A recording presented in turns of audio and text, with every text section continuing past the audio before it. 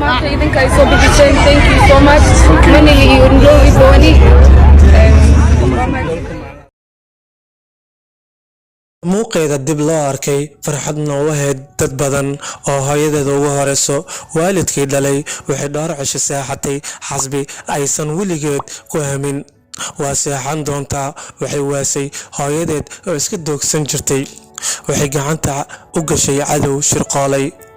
qofka aan ka hadlayo waa Zaytuun balse dadku u yaqaanaan magaca Zeze waa gabar dhalinyaro ah isla markaana caan ka ah barta TikTok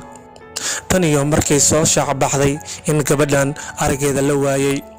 waxaa murugo dareemay dad badan gabadha hooyadeed ayaa sheegtay inuu nin shirqoolay kaasoo dacwad been ah kaga gudbiyay saldhig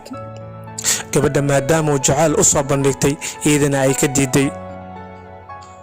waxaana mar qura loo soo sheegay in gabadhooda lagu sii daan doono lacag gaarayso 1 milyan oo Kiimani ah oo u dhiganta $10,000 Mareykanka arrintan waxay kicisay shucuurta dad badan kuwaas oo bilaabay u gurmashada gabadhan Soomaaliyeed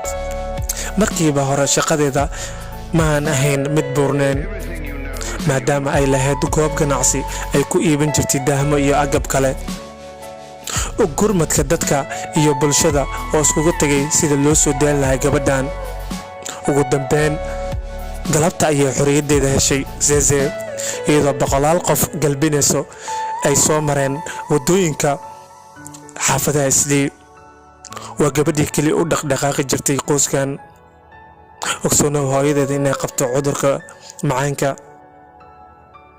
alxamdulillah